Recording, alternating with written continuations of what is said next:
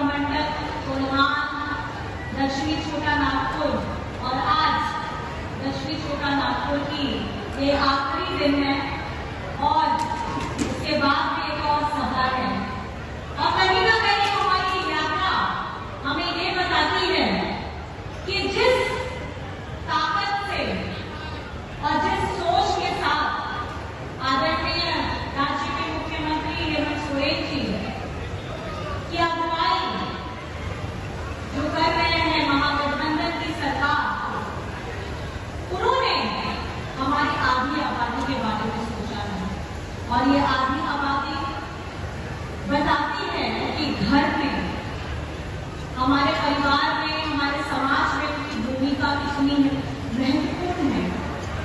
और ये झारखंड में पहली बार है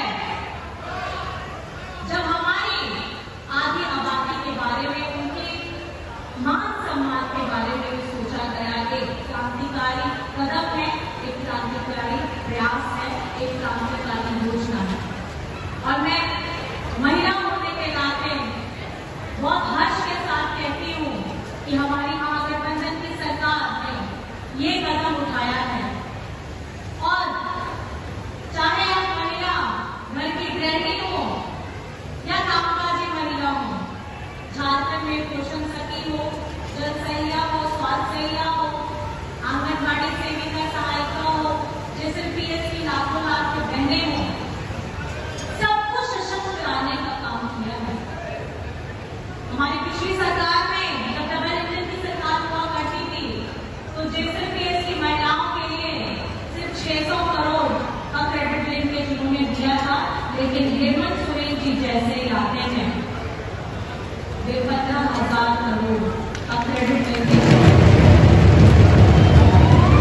ये सोच किस लिए जरूरी है? ताकि एक महिला सशक्त हो, खुद मजबूत बने और अपने आसपास की महिलाओं को मजबूत करने का कदम बढ़ाए।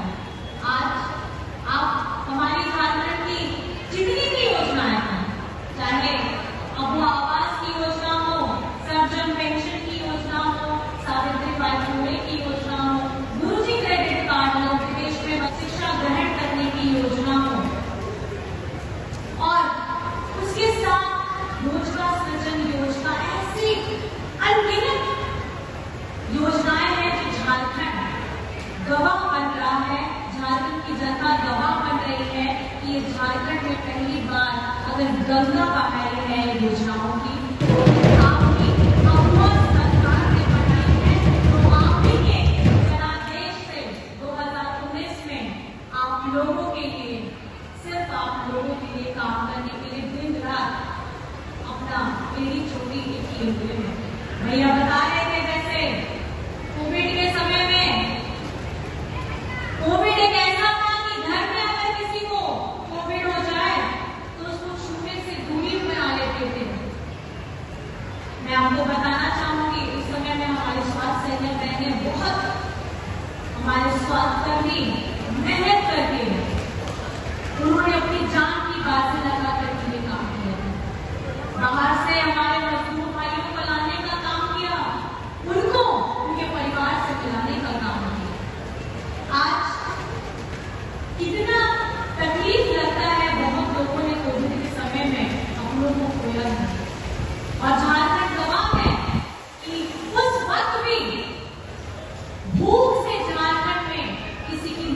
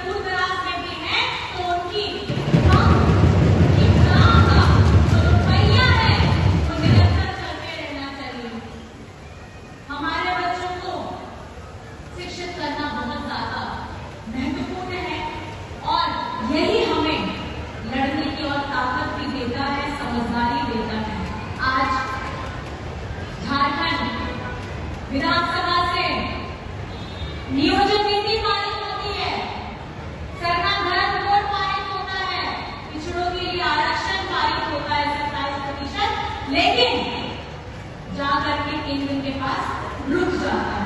क्यों?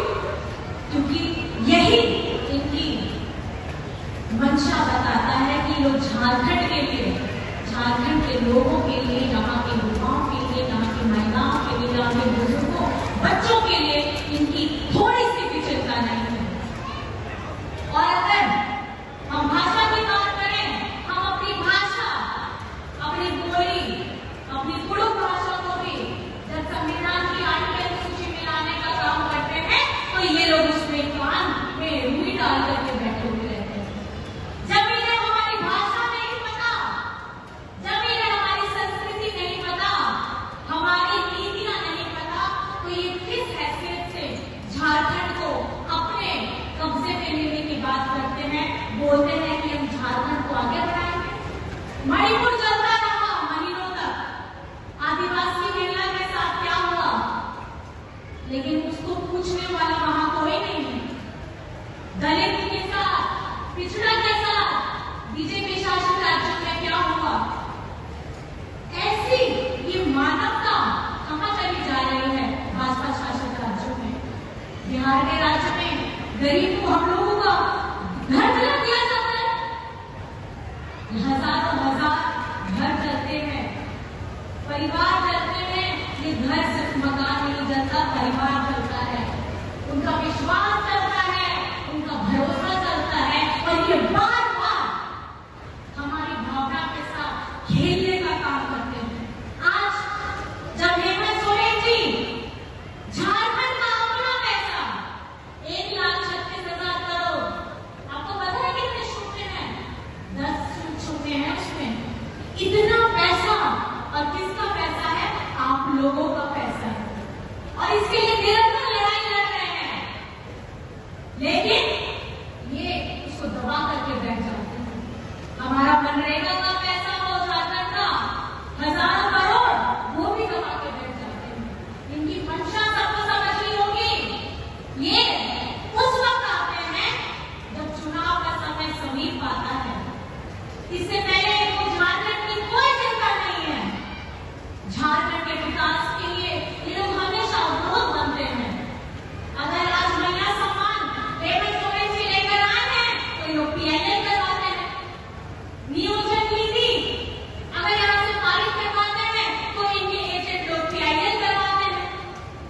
अगर हेमंत सोरेन जी बार बार झारखंड को आगे बढ़ाने के लिए अपनी पूरी गाड़ी को तेज गति में लेके जाना चाहते हैं तो ये PLL लगा करके उस गति को रोकने का काम करते हैं। मैं आपको सिर्फ इतना सचेत करने के लिए और इतना बातें बताने के लिए आई हूँ। आज झारखंड 24 वर्ष पूरे होने वाले हैं, और उसके बाद में भी झारखंड में हेमंत सोरेन जी ने, हमारी महागठबंधन सरकार ने ऐसी गहरी और लंबी लकीर खींची है कि हमारे विपक्ष वाले उसका सपना भी नहीं देख सकते हैं, क्योंकि सोच ही नहीं है इनके पास। ये सोच लाने के लिए आपको सबसे पहले हेमंत सोरेन बनना पड़ेगा। वो हेमंत सोरेन जो कभी ना अपना सर झुकाया, और उसने ये सीखा कहां से? अपने पिताजी विषम गुरु शिबू सोरेन जी ने से। विषम गुरु शिबू सोरेन जी ने कहां से सीखा? हमारे पूर्वजों से। हमारे झारखंड के हर एक कोने में एक वीर शहीद है। ये उनकी गाथा, उनकी कहानी हमें बताती है कि हमें निरंतर अपने हक के लिए, अपने अधिकार के लिए लड़ते रहना है। और खुशी की सौगात में आप लोगों को पता है, आदरणीय हमारी कृषि मंत्री दीपिका पांडे जी बैठी हैं, इनके विभाग से किसानों का ऋण माफ कर दिया गया है। एक किसान का 2 लाख ऋण माफ कर दिया है। ये झारखंड की सरकार है, ये हमारी सरकार है। और वहीं हमारे केंद्र में बैठे लोगों को दिल्ली में जब कितने महीनों से वहां किसान अपना आंदोलन करते थे तो उनको सुध लेने की इनकी जरूरत नहीं होती। जो किसान अन्नदाता है इस देश का, जो मजदूर इस देश की अर्थव्यवस्था को आगे बढ़ाने का काम करता है, उसको ये लोग सुनने का नहीं सुनने का काम करते हैं, और उनकी तकलीफों में भागीदारी बस मैं आप सभी को बताना चाहती हूँ कि जिस तरीके से कृषि ऋण माफी हुआ, बिजली बिल का क्या आया बिल 0-0 हुआ ना, 0-0 हुआ। अभी झारखंड में हमारे विपक्षी बीजेपी लोगों का उनका नंबर अब 0-0 कराना है, क्योंकि ये जाति के नाम पे, धर्म के नाम पे, रंग के नाम पे हम लोगों को बांटने का काम करते हैं। और अगर झारखंड को कोई आगे बढ़ा सकता है तो वो हमारी महागठबंधन की अगुवाई कर रहे हेमंत सोरेन बढ़ा सकते हैं।